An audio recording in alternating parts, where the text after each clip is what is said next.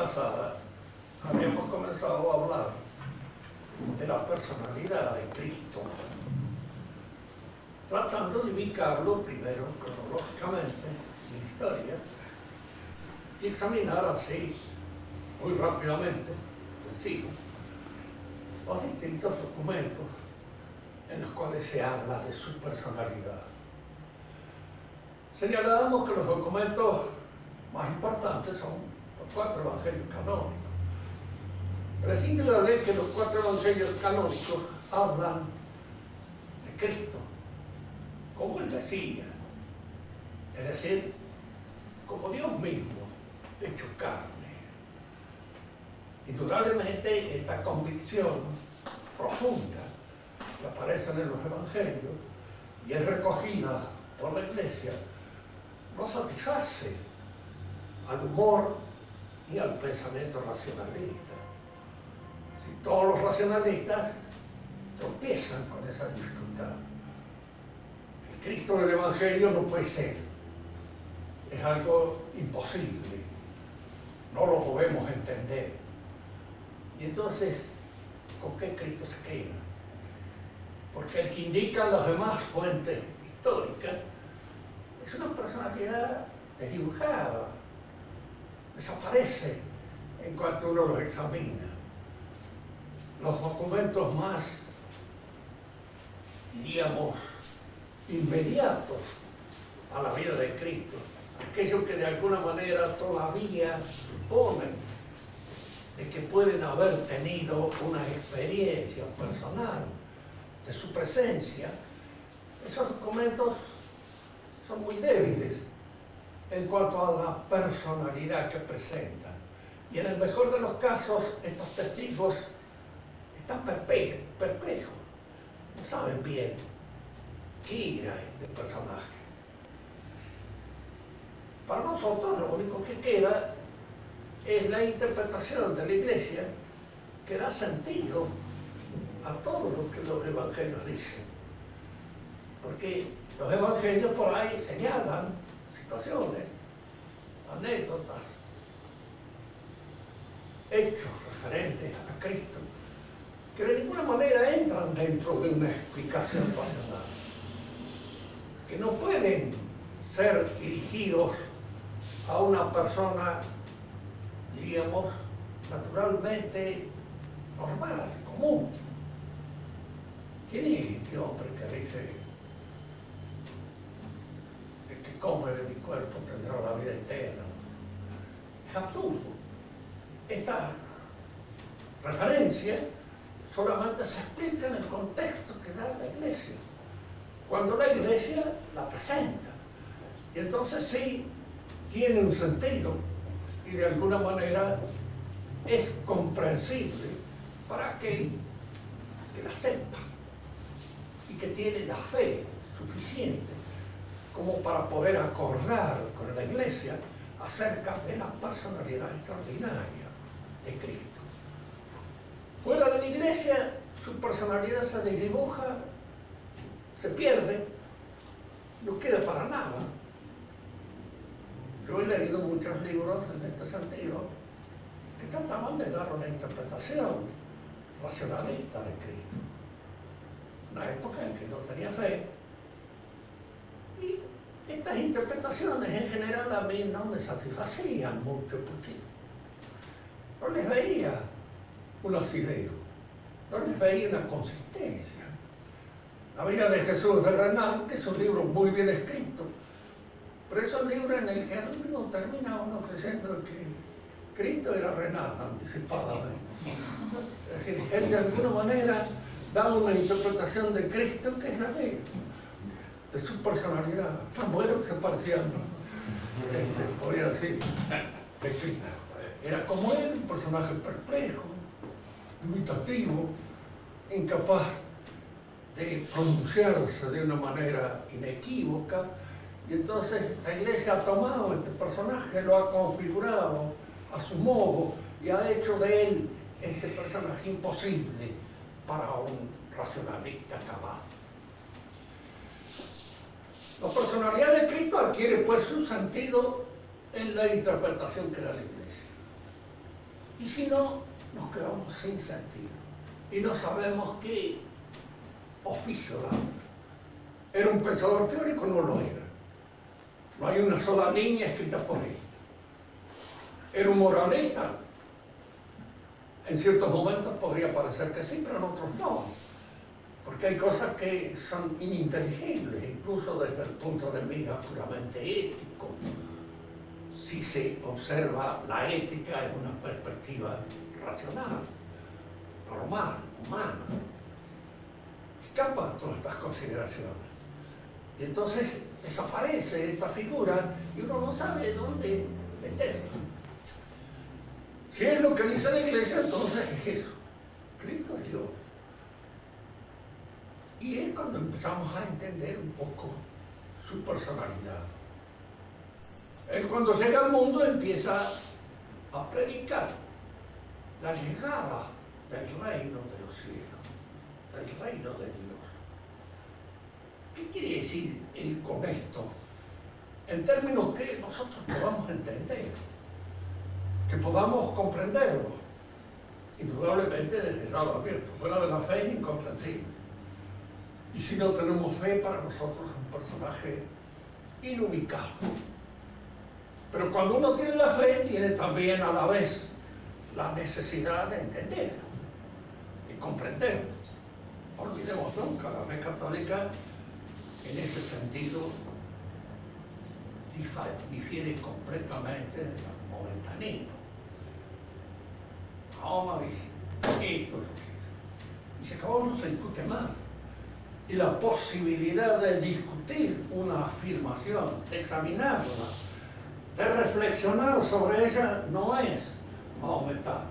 Es una cosa que entra en la cabeza de un personaje, como pudo haber sido Averroes, como pudo haber sido Avicena, que no eran cabalmente maometanos y tuvieron su problema con la religión maometana, en razón de que querían aplicar un poco también la filosofía griega a la interpretación de los dogmas propios del Islam. Pero el Islam no admite esa reflexión. El católico no solamente la admite, la exige para el que es capaz de hacerlo. Tiene la obligación de interpretar, tiene la obligación de conocer, tiene la obligación de aplicar su inteligencia, no al desvelamiento total del misterio, porque esto es imposible.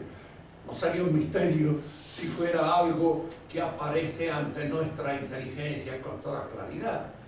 Precisamente porque no aparece con toda claridad es un misterio, pero es un misterio al que nosotros debemos hacer un esfuerzo para penetrar en él. ¿Qué es lo que Cristo quería decir cuando predicaba el reino de los cielos? Es a través de la enseñanza de la Iglesia, de sus sacramentos, y de esa promesa que él siempre decía: cuando venga el que ha de venir, estas cosas se os aclararán. Se le estaba dando a entender incluso a los que nos rodeaban, de que todavía había cosas que no podían entender, pero que la iban a entender mejor cuando el Espíritu Santo bajara sobre ellos y despertara esa inteligencia para la comprensión de este aspecto misterioso de su enseñanza. Hemos dicho en otra oportunidad que la religión católica, la forma de esta religión, el elemento formal, constitutivo, aquello que la define fundamentalmente es la gracia. Y hoy cuando se habla de pluralidad de religiones, había que preguntarse si en todas las otras religiones que aparecen acá en la constitución de esta pluralidad existe la gracia. Hay gracia. Creemos que no la hay. No basta nada más que examinarlo para darnos cuenta de que no hay ni la fe en el verdadero sentido del término, porque una cosa es la fe y otra es el fanatismo. Una cosa es la esperanza y otra es esa especie de aspiración que suele darse en alguna religión, como el mahometanismo, y otra cosa es la caridad, que la caridad es la que hace imposible, precisamente cuando está bien considerada y determinada, el fanatismo. fanático se opone a la caridad. El fanático no es caritativo. La caridad es la virtud fundamentalmente del apóstol. Y aquel que por amor a los demás transmite precisamente este conocimiento. El que no lo transmite bien no tiene caridad. Diríamos así, tratando de hacer una crítica a las actuales autoridades de la Iglesia. ¿Qué es lo que enseñan? ¿Y qué quieren enseñar? Ya no se trata de convertir a los demás. Y si no se trata de convertirlos, porque se ha negado a la misión de transmitir la verdad. Y de transmitirla tal como la verdad nos ha sido tradicionalmente enseñada por la Iglesia. Si no la transmitimos, pues indudablemente carecemos de caridad. Porque la caridad quiere que aquello que yo le enseñe a mi prójimo sea lo que es, la verdad. Porque es eso lo que en alguna medida coadyuvará fundamentalmente a salvarlo. ¿Qué es la gracia?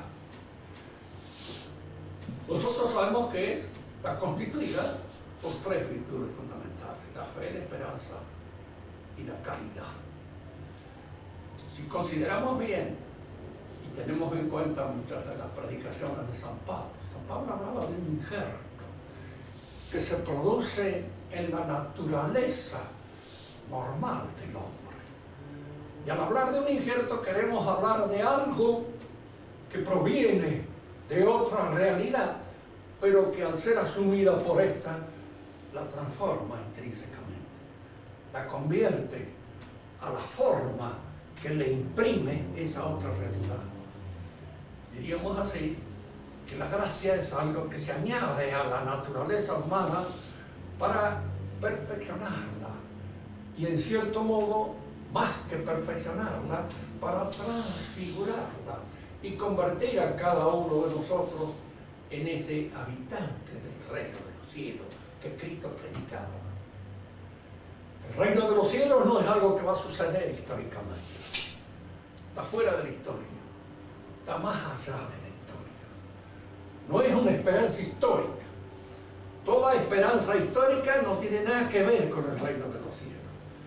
Por eso incluso cuando se habla a veces dentro del cristianismo de esta futura humanidad que ha de venir para constituir, diríamos, la civilización del amor, eso no es el reino de los cielos. Si eso existe y si eso en alguna oportunidad se configura, no es el reino de los cielos. Yo no creo que se configure esto, porque incluso da la impresión de que se trata de una cosa bastante equívoca, bastante difícil de aceptar como probable realización aquí en la historia. El reino de los cielos es ultra histórico, pero es algo que se configura en nosotros. Y aquí es donde cada uno de nosotros puede empezar a pensar: pero en mí se configura. ¿En qué se me manifiesta esa transfiguración que se está realizando en mí? ¿En qué se manifiesta? Soy un hombre como cualquier otro. Soy un pecador. A veces más que cualquier otro, porque los otros a veces ni se dan cuenta de que están en el pecado. Y yo sí. Yo me doy cuenta de que cometo pecado. Yo sé que estoy pecando. Y yo sé que de alguna manera estoy, diríamos, traicionando esa realidad que en mí se realiza, que en mí se efectúa. Ustedes piensen, a través de la fe, yo acepto la palabra de Dios como proveniente de Dios. Sin la fe, esa palabra puede ser para mí cualquier cosa, proveniente de cualquier lado. Es la fe la que me permite captarla como proveniente de Dios. Y es aquí donde yo me encuentro también a la vez en la necesidad de explicarme un poco este misterio. Yo puedo aceptar la palabra de un hombre, de cualquiera de los hombres, pero al aceptar su palabra no la acepto a él. ¿Por qué? Porque hay hombres que son muy auténticos y en los cuales no hay entre ellos y su palabra una aspiración al disimulo, un deseo de engañar, un deseo de mentir, pero otros no hay. Y muchas veces la palabra no tiene nada que ver con lo que el otro dice, con lo que el otro es. La palabra es un artificio al que yo apelo, sea para expresarme o sea para engañar, para no expresarme, para traicionar, en cierto modo, eso que yo soy y hacer aparecer ante los demás otra cosa. Pero la palabra de Dios es Dios. Y entre Él y su palabra no hay solución de continuidad. No hay un abismo, no hay una separación, no hay un lapso que diga que la palabra de Dios es una cosa y Dios es otra cosa. Él es su palabra. Y si yo acepto su palabra, estoy incorporando a mi mente la misma realidad de mí. Es ella la que en ese momento está existiendo en mí, se realiza en mí y se realiza en mi inteligencia. Esto es lo que se llama el misterio de la inhabitación divina en el hombre. Al asumir su palabra, al aceptarla, al hacerla mía, en cierto modo la presencia de esa palabra en mi espíritu está ayudándome a transfigurar. Pero es indudable que a pesar de la gracia, sigo siendo una naturaleza caída.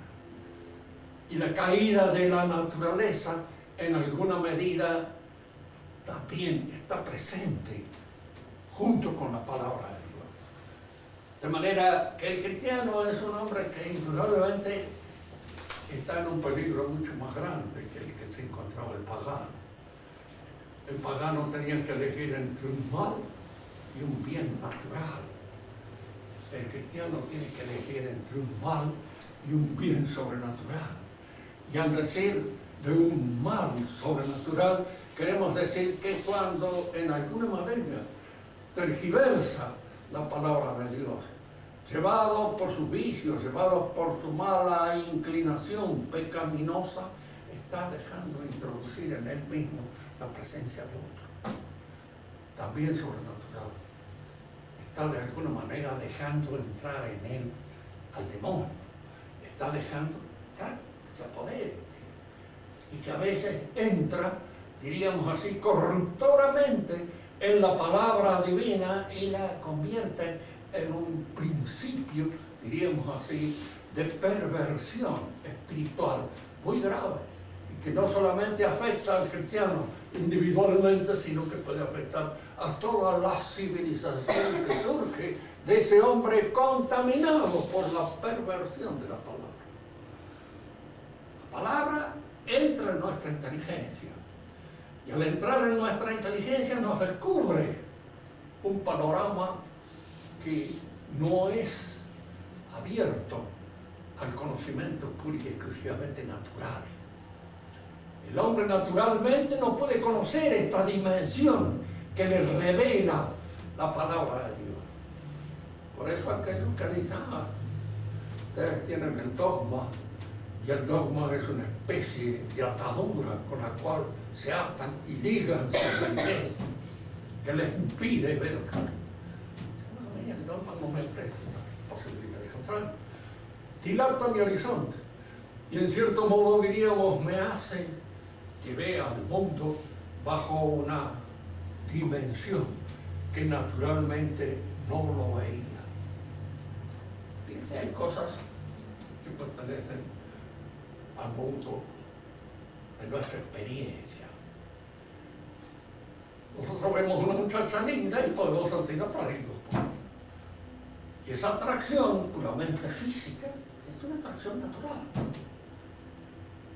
Pero si yo empiezo a verla sobrenaturalmente, me hago el esfuerzo para verla sobrenaturalmente y verla como criatura, estoy descubriendo en ella, en alguna medida, una dimensión, un lazo que la ata a Dios, que ya no es explicable desde un punto de mira pura y exclusivamente natural, que tiene que ser explicado sobrenaturalmente.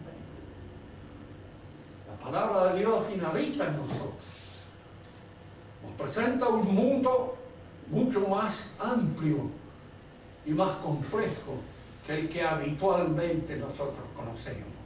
y nos hace ver las cosas en una perspectiva distinta, aquella perspectiva que descubre la razón natural. Esto está descubierto por la razón sobrenatural. Yo pregunto, ¿qué nos hacemos nosotros esto? Si efectivamente la gracia nos transforma, nos va transfigurando, fíjense, con la ayuda nuestra, porque la gracia la podemos aceptar como elemento transfigurador, pero podemos también oponernos a ella y de alguna manera contrariar el efecto de la gracia. Esta es una cosa que no ve bien Lutero y que no sé qué diablo ha pasado en la mente de estos teólogos que han hecho un arreglo con el luteranismo para llegar a través de un lenguaje que es un modelo en el disfraz de los verdaderos lenguajes teológicos. Es de una filología teológica tremenda, que habla de la perversión intrínseca que alimenta el alma de estos nuevos teólogos. Cuando llegan a una especie de arreglo, puede ser. Para Lutero la gracia obra sin la ayuda de nuestra naturaleza. Obra sobre nosotros. Nos salvamos por el sacrificio de Cristo. Y solamente en la fe en que ese sacrificio nos salva está la posibilidad de salvación. Mucho más fácil para nosotros. Porque podemos vivir tranquilamente llevándonos por la espontaneidad de la naturaleza caída sin que tengamos ninguna obligación de transfigurarnos de acuerdo con las solicitudes de la gracia. Pero en el pensamiento católico no. Esa transfiguración la hace la gracia con nuestra colaboración. Y esta colaboración se da precisamente cultivando la fe, la esperanza y la caridad. La fe, la esperanza y la caridad que constituyen la gracia son como una semilla de vida que entra y penetra en el niño recién bautizado. Pero esta semilla de vida necesita crecer. Y crecer a la par de nuestro crecimiento natural. Eso que le damos al niño en el catecismo, al niño grande hay que dárselo ya en una forma teológica, porque ya no es un niño. Y entonces no se puede alimentar con leche. Ahora hay que darle otra cosa, vino, fundamentalmente. Y darle algo, un alimento, diríamos que sea más de acuerdo y de conformidad con su contextura, con su crecimiento, con su madurez. Por eso no hay que abandonar nunca estos conocimientos que se incoan en el catecismo, hay que seguirlos. Y hay que seguirlos de alguna manera adentrándonos en ellos, porque tiene esto que ir creciendo junto con nosotros. Porque si no, nosotros crecemos en el orden natural y nuestra fe queda en la dimensión de la infancia. Y no es nada más que una fe infante que no podemos a veces ni defender delante de la aversión moderna frente a la fe. Lo que nos interesa a nosotros destacar es esto. El hombre cristiano es el hombre que recibe esta fuerza transfiguradora que es la gracia. Y el que de alguna manera coadyuva a su perfeccionamiento. Pero esto que sucede en el hombre transformado por la fe no tiene su proyección en el orden total de la civilización. Y esto es a lo que nosotros queremos llegar. Ahora, la civilización tiene tres expresiones espirituales fundamentales, principales. No hablo de otras que pueden ser un poco más borradas. La ciencia, el conocimiento metódico, científico, el arte, la política, la economía, y la idea que el hombre se hace de su propia realidad psíquica, espiritual y corporal. Estas 5 cosas sufren una transfiguración por efecto de la gracia en el proceso de una civilización. Sí. se advierte en nuestra civilización ese impacto transfigurador de la gracia en el conocimiento, en la política, en la economía, en el arte y en la idea que el hombre se hace de sí mismo. Y podemos decir que sí. ¿Por qué? Porque estas actividades espirituales, que son propias del hombre, tienen que ser de una manera muy distinta cuando el hombre sufre la transfiguración provocada por la gracia. Tienen que darse de otro modo. Empecemos por una referencia al conocimiento, porque es el primero que está afectado por la fe. La fe, indudablemente, entra y tiene como sujeto la inteligencia. Fíjense que en este sentido también la enseñanza tradicional nos pone en atención en contra de todos estos movimientos irracionalistas modernos que hacen de la fe una cosa puramente emotiva, una cosa como si hubiera eso que dice este tratalista moderno que aparece en Norteamérica y que habla de la inteligencia emocional.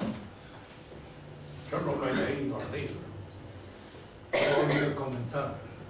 Uno de mis hijos con él cuando cae en la mano él lo leyó y por lo que me transmitió me doy cuenta de que hay aquí un error que es fundamental, porque lo emocional no es algo aprehensible, algo que capta. Yo puedo tomar una cosa con la mano.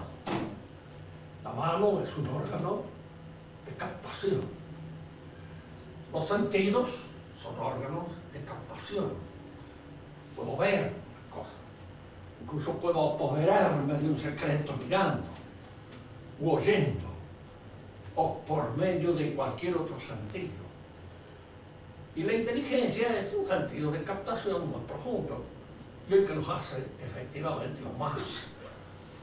Es lo que me permite captar la inteligibilidad o la estructura inteligible que las cosas tienen, que toda la realidad posee, tiene. Lo hago con la inteligencia. Ahora, eso que capto con los sentidos o que capto con la inteligencia puede provocarme una emoción, puede provocarme un sentimiento incluso. Pero piensen ustedes que el sentimiento y la emoción son repercusiones, son resonancias, son en algún modo aquello que sucede a la captación. Observo algo que me asusta y me asusto.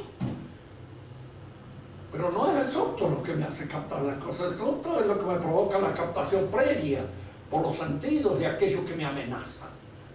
Si yo veo la amenaza en un hombre armado, indudablemente me puedo asustar. O me puedo encolerizar, a veces eso depende del temperamento de cada uno.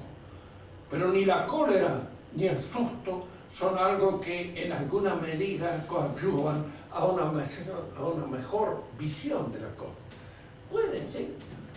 A veces, diríamos así, una gran alegría me permite ver mejor una realidad. Puedo yo comprender mejor a una persona si la quiero, pero tengo que comprenderla con aquellas facultades que sirven para captar la realidad, con la inteligencia o con los sentidos. La emoción que eso suscita, eso no es captativo, es el resultado, es la resonancia que provoca la primera aprehensión, la captación de la realidad que me asusta, que me alegra o que me encoleriza. No es la cólera que me hace ver. Ahora, indudablemente que las pasiones a veces ayudan o no ayudan. Supóngase que, por ejemplo, la simpatía que yo puedo sentir por un alumno en un examen puede ayudarme a ponerle una nota mejor, de cero. Y la antipatía tal vez provocarme un movimiento, diríamos así, de rechazo.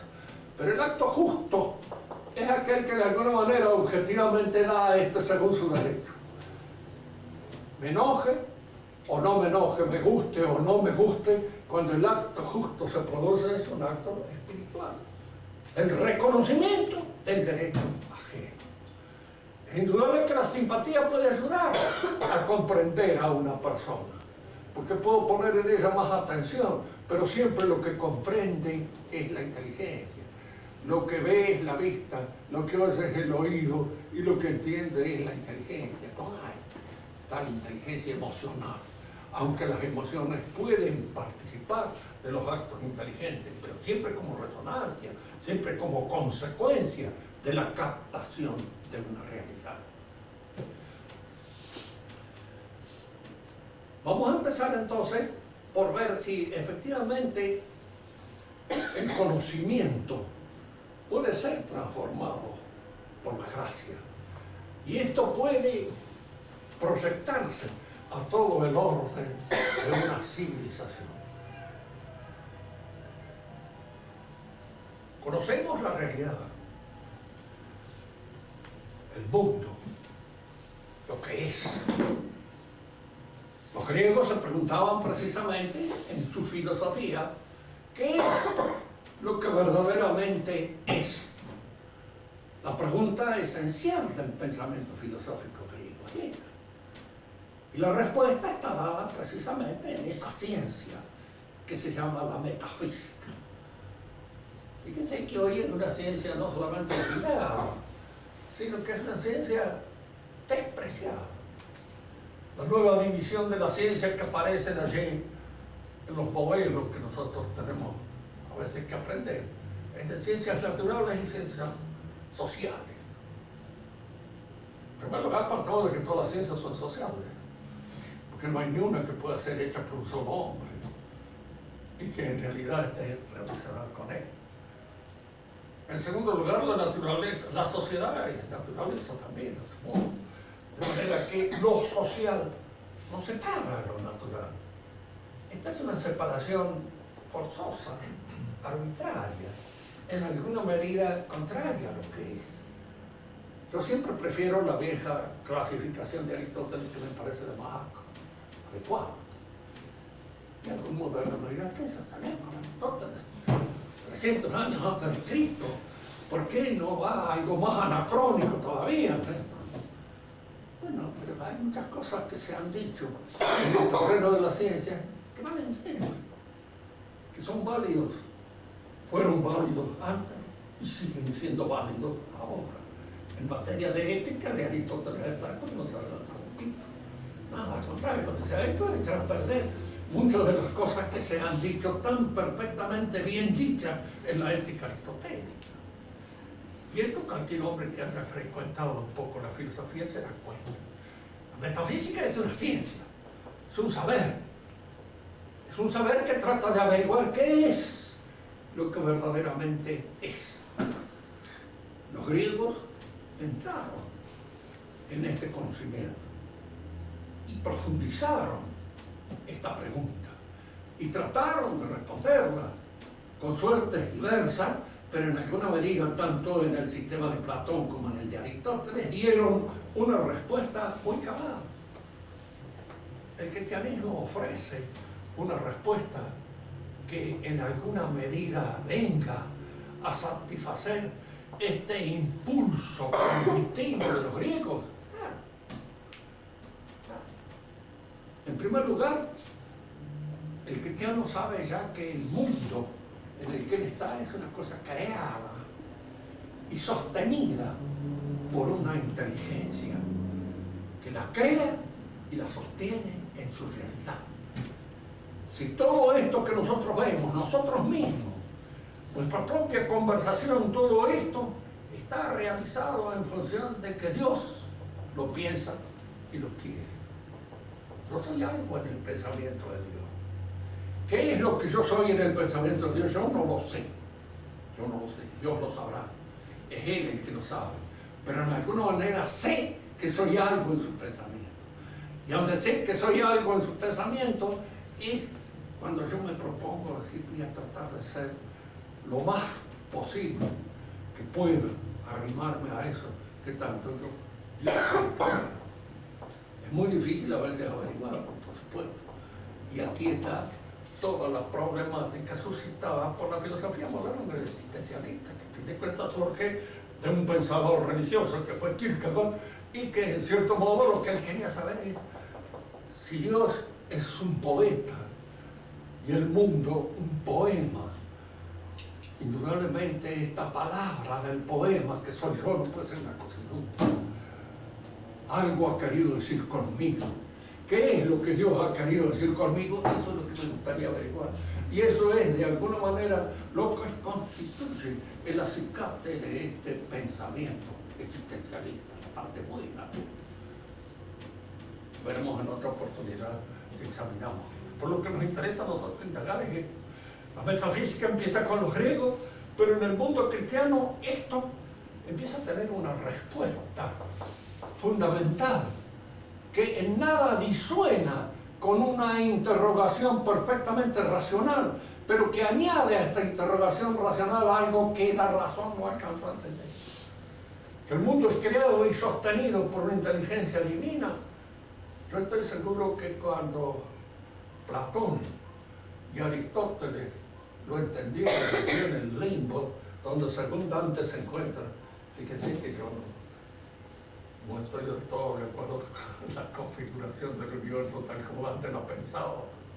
Metió en el infierno a mucha gente con una facilidad tremenda, y sobre todo porque eran más o menos enemigos de él, lo cual, en fin, yo no me animaría a hacer, porque me parece que el infierno es una cosa horrorosa. Solamente se puede llegar a ella siendo efectivamente muy corrompido y muy sucio en su totalidad para poder estar en él. Antes encajaban muchos conocidos de nosotros también nos metían acá. Como decía un chistoso francés, que Rivarol, que fue un genio de la puya en Francia, un pensador contrarrevolucionario, hizo una traducción de Dante del infierno. Entonces los enemigos de él decían, sí, dice, que allá tiene todos sus parientes. Entonces que por eso había preferido el infierno a todas las demás partes de la política dantesca. La metafísica entonces fue una interrogación hecha por los paganos. Y esta interrogación hecha por los paganos encuentra un perfeccionamiento intrínseco en la respuesta que dan los cristianos. Yo decía esto, tanto Platón como Aristóteles, si se hubieran encontrado frente a esta respuesta, esto es lo que nosotros buscamos. Y esto es lo que hemos querido en alguna medida comprender y conocer. Y no hemos podido llegar al fondo de esto porque nos faltaba este aspecto que la fe nos revela. Si el mundo es una cosa creada, y al ser una cosa creada es una cosa que está sostenida en toda su realidad por un pensamiento, por el pensamiento divino. Fíjense que de alguna manera Platón había dado con esto. ¿Qué hay en el fondo de todas las cosas? ¿Qué es lo que constituye el verdadero ser de las cosas? Platón contestó, mire, uno puede decir, ¿qué quiere decir Platón? Quiere decir lo que es. ¿Por qué? Porque en el fondo toda realidad que nosotros podemos comprender es la programación de cuantos elementos materiales que están distribuidos de cierta manera según un proceso, un orden inteligente. Y este orden inteligente que es una idea, un eidos, es decir, es un pensamiento realizado, efectuado, acá y ahora. Cada uno de nosotros es eso, en el fondo. Esto Platón lo vio, pero lo vio hasta por ahí nomás. Es decir, no logró ir mucho más allá de lo que podríamos llamar una concepción puramente lógica de la realidad. No es que confundiera lo lógico con lo real, pero en alguna manera logicizó lo real. Porque no le dio el cuero para eso. El cristianismo va más allá de entrada, por la revelación. Dios nos revela que el mundo ha sido creado. Y entonces, ¿el verdadero ser cuál es? Pues es Dios, el pensamiento que se piensa. Es, diríamos, esta realidad espiritual que piensa el universo y la sostiene en su fundamento, en su esencia, gracias a su pensamiento. Primera ciencia y la fundamental de todas ellas. Precisamente porque es la primera y la fundamental es la que hoy se trata de eliminar del pensamiento filosófico. Y un buen profesor de filosofía diría: este profesor está muy atrasado.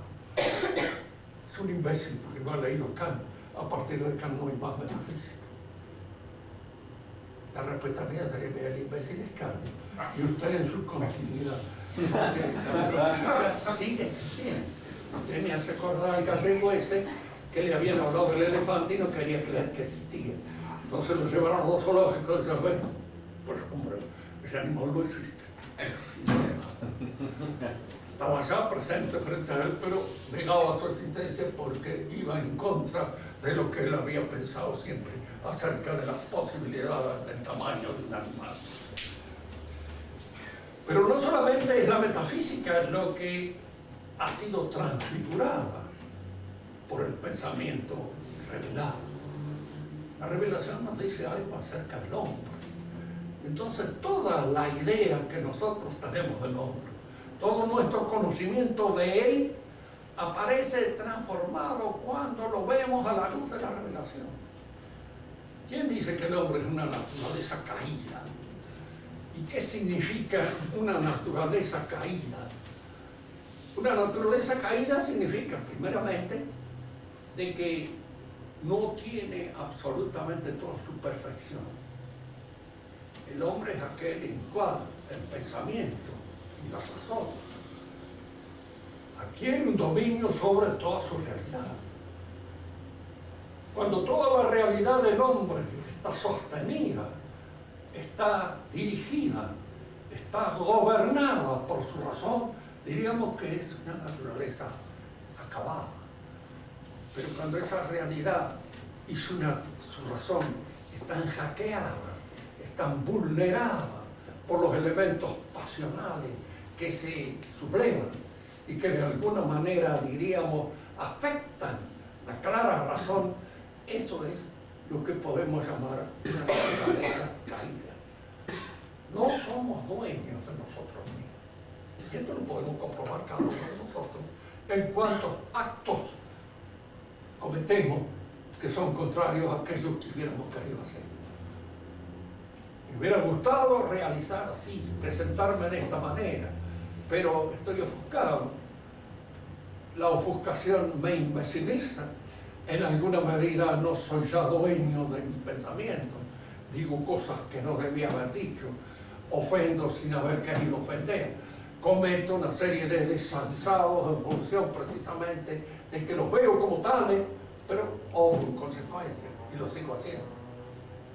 Ya decían los latinos: video meliora pro, yo lo acepto, veo lo mejor, estoy de acuerdo en hacerlo y hago lo peor. ¿Por qué? Porque en alguna manera he perdido el dominio sobre mi propia realidad. Y esta pérdida del dominio sobre mi propia realidad, esta es la consecuencia más inmediata, más cabal, más completa de la caída de nuestra naturaleza. Es aquí donde lo noto. Es aquí en donde en alguna medida también el pensamiento moderno, sobre todo el existencialista, que es el más profundo, es el que ha visto esto. El hombre o es un angustiado, o es un desesperado, o es un fracasado. Son términos que van apareciendo en el existencialismo uno tras otro para indicar precisamente que se ha advertido esa suerte de caída de nuestra naturaleza en el pensamiento moderno. El hombre es una naturaleza caída y esto implica mucho. ¿Cómo aparece esto? El mundo antiguo conoció esto, bueno, sí y no. Es decir, advertían que el hombre, por ejemplo en Platón, el hombre es un dios venido a menos. Ha sido un dios, ha estado antes en una situación divina, semejante a los dioses, pero ha venido a menos. Y este venirse a menos, este entrar en la materia, constituye lo que para Platón consiste pecado, la caída ontológica del hombre. Para él la caída no es solamente moral, psicológica y espiritual, es ontológica, porque es una realidad entera que se ha derrumbado y se ha venido abajo, y al ponerse en contacto con la materia ha adquirido toda la fragilidad, todos los elementos que de la materia afectan la posibilidad del espíritu.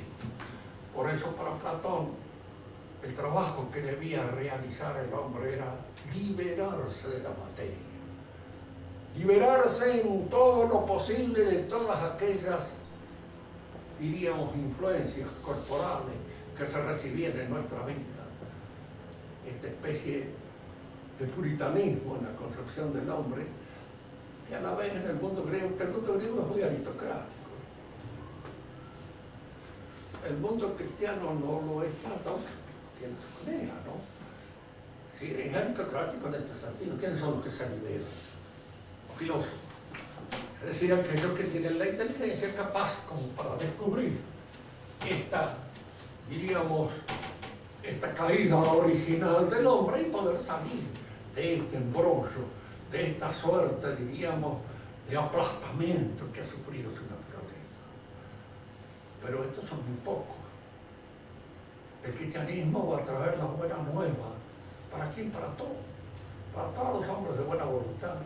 Pero indudablemente no todos se salvan. E indudablemente no todos son buenos cristianos. Ser un buen cristiano es también una selección. Algo que es elegido. No está al alcance de cualquier animal, de cualquier bruto, de cualquier imbécil, de cualquier loco. ¿Por qué? Porque hay que hacer un esfuerzo sobre sí mismo. Y este esfuerzo sobre sí mismo, esta plenitud que se adquiere en conjunto con la gracia, no la adquiere cualquiera, no la adquiere cualquiera. La visión entonces del hombre, su visión es científica, en el sentido filosófico del término, porque hemos dicho muchas veces que la ciencia no nos nada. En la actualidad se cree que es ciencia nada más que la ciencia positiva, y que los demás no son ciencias, y que entonces todo ese esfuerzo filosófico no era un esfuerzo científico. Esto es falso. ¿Por qué? Porque todo ese esfuerzo filosófico es un esfuerzo tan científico como cualquier otro, con la diferencia en que indudablemente las ciencias están dependiendo de la naturaleza del objeto que se estudia. Hay objetos que pueden ser observados, hay otros que no pueden ser observados, que deben ser retenidos pura y exclusivamente en la mente. Nadie niega que la matemática es ciencia, y sin embargo no es una ciencia experimental, ni es una ciencia en donde nosotros observamos los triángulos, la diferencia que puede haber entre el triángulo de hierro, el triángulo de madera, el triángulo de material plástico. Todo eso es ridículo, porque el triángulo es una definición pura y exclusivamente de la mente. Y es esa la que nosotros tenemos que estudiar y retener en nuestra mente. También la metafísica es una ciencia, pero es una ciencia que se realiza pura y exclusivamente con el uso de la inteligencia. Y la antropología humana es lo mismo. Es una ciencia filosófica. Y esta ciencia filosófica adquiere en el pensamiento cristiano una dimensión que no tiene en el orden natural. Porque en el orden natural no se descubrió ni la filiación divina que el hombre tiene, la imagen de Dios, ni aquella, su caída, que es la que le ha hecho perder precisamente esta primera relación con Dios, que fue la que sucedió en el Edén, en el paraíso, y que al perderse produjo en el hombre esta suerte de deflación que lo llevó a este estado de abandono en el cual se encuentra actualmente, estado de indigencia. Si el hombre entonces es transformado, es visto en una dimensión nueva, será visto en una dimensión nueva la ética, la moral. La moral cristiana no es lo mismo que la moral pagana. Hay muchos puntos que son comunes y que la moral cristiana retoma la idea de virtud, las virtudes naturales, etcétera, etcétera. Pero al mismo tiempo hay en la ética cristiana algo que no tiene la ética pagana. El hombre está hecho para amar a Dios, conocerlo y de esta manera salvar su alma.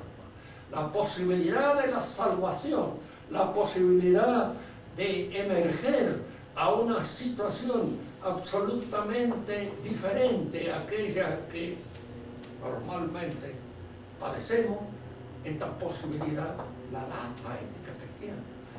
Y si hay una ética cristiana distinta, diferente, hay una política cristiana también existe. Digo esto porque en el pensamiento liberal, que es el pensamiento que actualmente afecta a la Iglesia Católica, por desgracia, y al magisterio de la Iglesia, la política no tiene nada que ver con la religión. Fíjense que el orden político está para la realización del bien común. Y el bien común tiene como analogado principal a Dios. Que debe el político, no debe colaborar para que nos salvemos. Y debe hacer todo lo posible para que el hombre pueda realizar un orden de convivencia capaz de llevarlo a su salvación, ¿o no? Indudablemente la respuesta cristiana es sí. Para eso, precisamente, el orden político debe estar subordinado a ese magisterio de la Iglesia. Y esta subordinación no es política, es religiosa. ¿Qué queremos decir con esto? Queremos decir que el político es libre de realizar todas aquellas cosas que su inteligencia política le permite ver en orden al bien común. Eso es propio del político. Y propio del sacerdote es observar cuál es la posibilidad de conducir las almas al reino de Dios. Pero indudablemente estas dos faenas, si bien distintas, no están separadas, están subordinadas la una a la otra. Y es aquí donde el orden político debe estar subordinado a nuestra religión.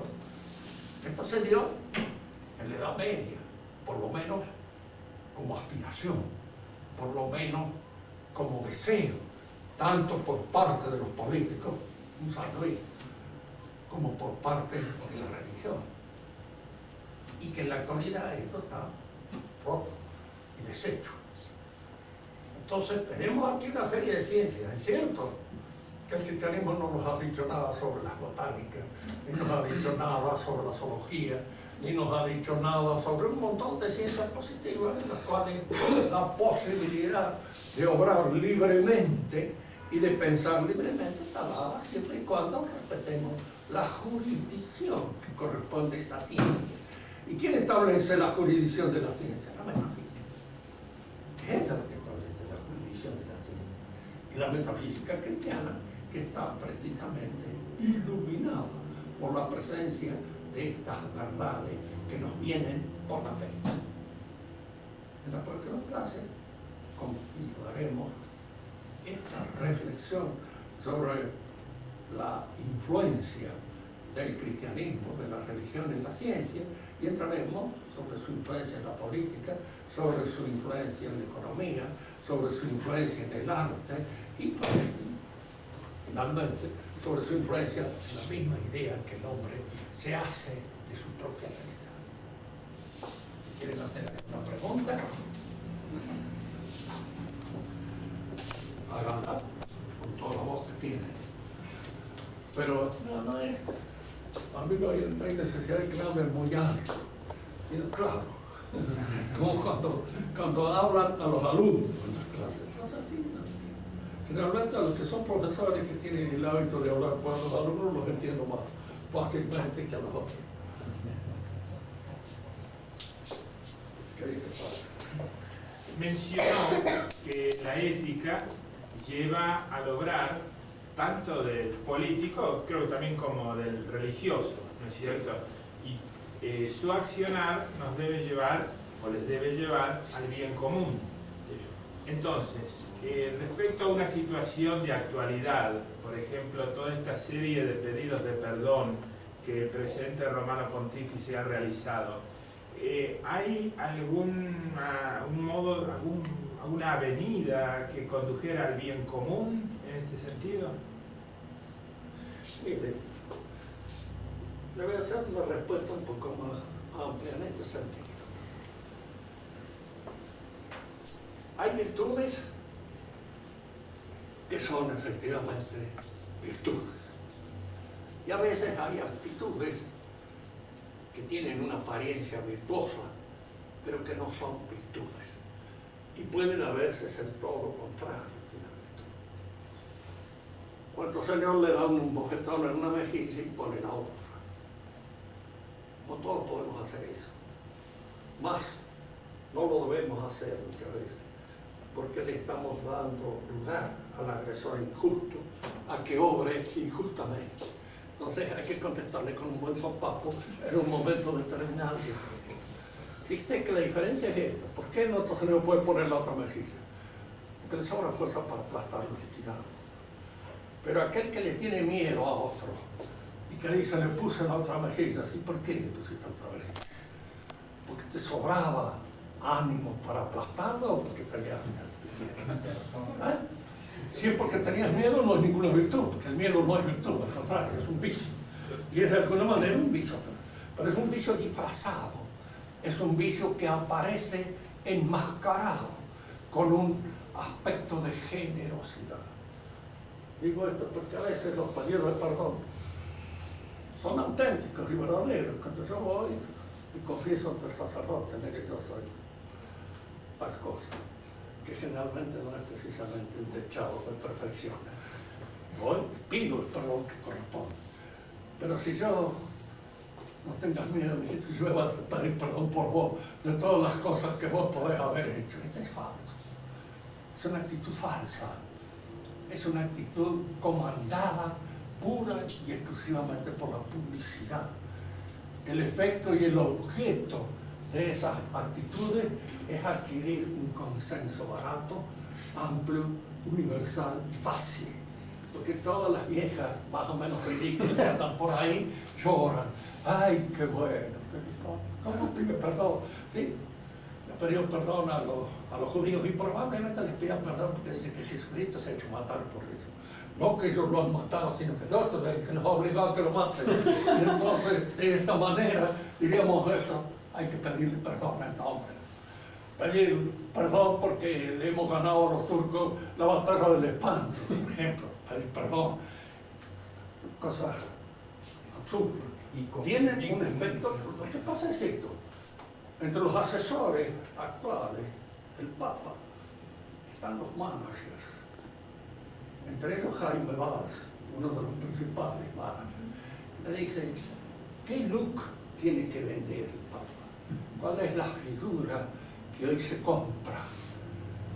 El Papa Pacífico. Ya empezó con Juan XXIII y ha ido progresando cada vez más pacífico. Ahora más pacífico que este, no sé ya cuál será el que venga. Probablemente se ponga en la plaza de San Pedro a que todo judío que pase le pegue una patada en el trasero, porque es lo único que falta para acabar perdiendo perdón de todo. Eso es falso. Y son falsas porque son falsas las virtudes. Recuerde la fábula de la zorra, que no podía alcanzar una uva y decía, non dum matura es, todavía no está madura, ¿no? Pero porque no la podía alcanzar. Entonces, hay a veces que en nosotros hay virtudes de esa naturaleza. Es decir, hay cosas que más bien somos impotentes y en razón de la impotencia tratamos de justificarla. Pero no es porque seamos generosos, porque seamos altos, porque seamos, diríamos así, nobles, sino que precisamente por falta de capacidad y que aparece disfrazada en muchos, y especialmente entre los religiosos, entre los católicos más religiosos, aparece disfrazada con un aspecto de virtud. Hay entre nosotros la misericordia, por supuesto, pero no olvidar nunca de que la misericordia no puede ofender a la justicia. En Dios la misericordia se da con la justicia. Y el acto misericordioso es, en Dios, al mismo tiempo, un acto justo.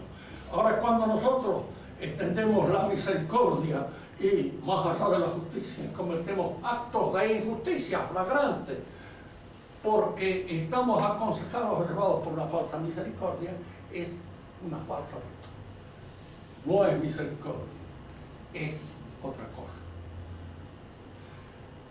Es cualquier cosa. Pero precisamente en esas actitudes hay que ver lo que aparece, la duplicidad en las virtudes. Así como hay falsos valientes, hay también falsos misericordiosos. Porque hay cosas que sí, uno debe saber cuánto debe tener misericordia, ¿no? Y cuándo es conveniente que la misericordia no ofenda la justicia. ¿Por qué? Porque si ofende la justicia, estoy haciendo un escándalo. Y el Papa está haciendo escándalo. ¿Por qué? Porque está dándonos a nosotros una mala información con respecto a las actividades del cristianismo. No, hay cosas, en fin. Por ejemplo, los judíos son judíos en función del crimen cometido contra Cristo. Pero nosotros no somos cristianos en función de un crimen. Somos cristianos en función de un asesinado que nos perteneció a nosotros, que es nuestro Señor Jesucristo. Pero si se han cometido crímenes y los han cometido este o aquel cristiano, dejen que la historia sea la que dictamine, discrimine, observe, bien fundada, cuáles son las culpas, de quién son las culpas, quién tuvo la culpa de esto. Fíjense ustedes que la mayor parte de los ataques llevados contra el Islam en las cruzadas y posteriormente, esto es porque cuando los turcos dominaron el Islam y empezaron a ejercer un predominio sobre toda la cuenca del Mediterráneo, hicieron cosas atroces. Atacaban las ciudades, robaban mujeres, robaban niños para los harenes, robaban todo. Entonces había que liquidarlo. Y esa era la realidad. Con esto te terminaron. Porque no puede seguir admitiéndose esto entre gente bien nacida. Yo puedo admitir muchas cosas, pero no que atropellen mi casa, donde yo estoy viviendo, que le falte el respeto a las mujeres de mi casa. Son una cosa que, en fin, cualquier hombre bien nacido y no joven sabe que esas cosas hay que defenderlas y que hay que defenderlas a veces con la fuerza y con la violencia. No empleó nuestro Señor la violencia contra los mercaderes del templo, sacó a patadas y a latigazos. La violencia a veces es útil y es necesaria y es justa. Y cuando es justa hay que emplearla. Más remedio. A veces son de esos males que son inevitables. Otra pregunta. Son bienes con apariencia de males. Son bienes con apariencia de males. ¿Cómo? Son bienes con apariencia de males, porque el castigo es un bien. Mire, hay bienes que son bienes. Bienes, Y estrictamente. bienes que son, como dicen en latín, mere utilia. Son meramente útiles. Meramente útiles. Y a veces hay males de los cuales hay que sacar un bien dentro del orden social. Por ejemplo, ¿es bueno o no es bueno tener policía? Sí, es bueno. Ahora, para ser un buen policía, no es un nene de María recién sacado de la primera comunión. Es un tipo medio duro. Y de alguna manera un hombre que sea capaz, a veces, de ejercer con justicia su fuerza. Y otras veces, no tanto. Pero esa gente hay que tenerla en cuenta, porque si no, eso tengo. Yo me acuerdo que una vez, estando empleado en la policía, pero yo era empleado de adentro, del gabinete de identificación. Pero una vez vi que le daban una mazurra a un tipo, pero que lo estaba entonces le pregunto al comisario, porque a mí me daba asco, es como cascaba, si hubiera sido capaz de pegarle. Le digo, pero es necesario, digo, sí, si encontrás otro método, avísame, porque lo podemos emplear. Dice, pero gracias a esta paliza hemos descubierto un montón de cosas que están relacionadas con estos robos que se han producido. Ahora ya hay otro método. Y si no, habrá que reconocer que esa página es mere utilidad.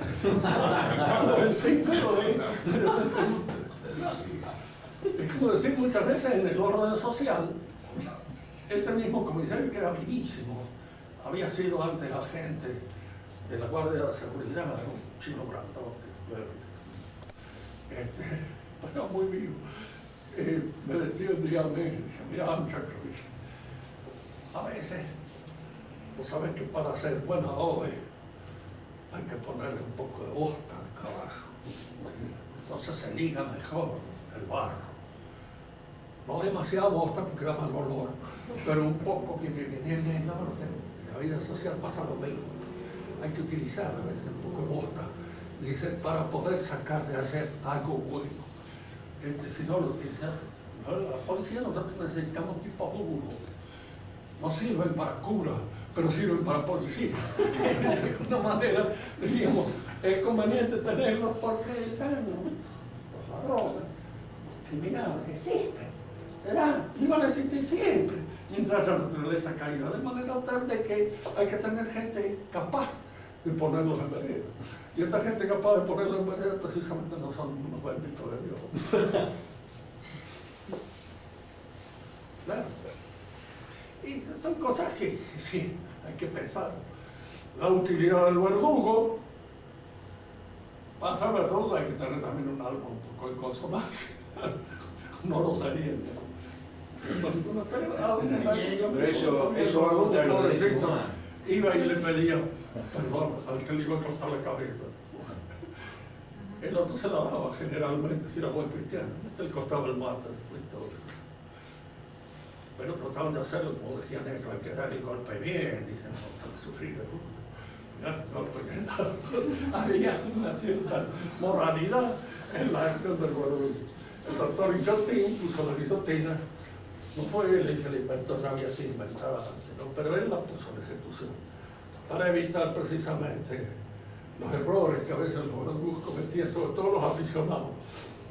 Pegaban a uno un montón de trazos antes de cortarle la cabeza. Dejaban a las cosas.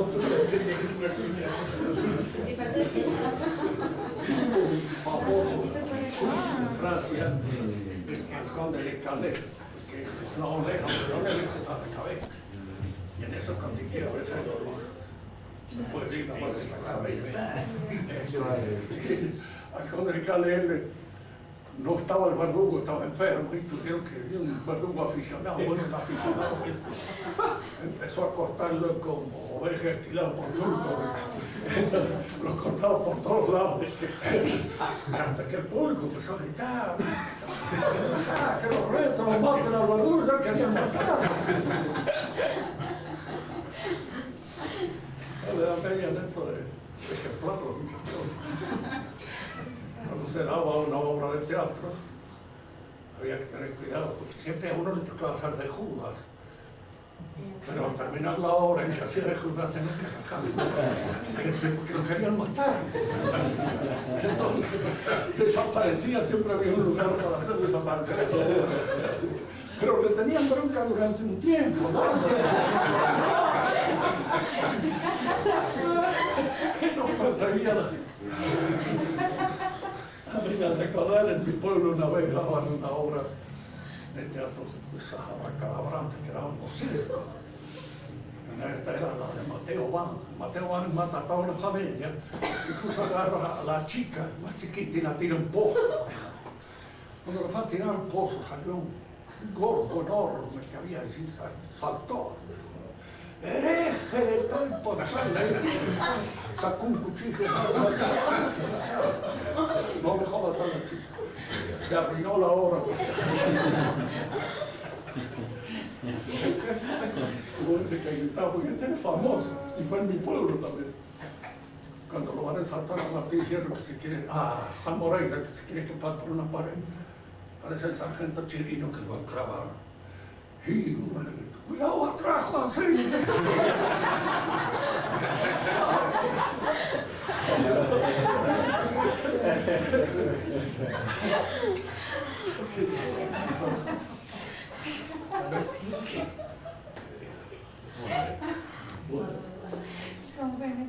Muy bien,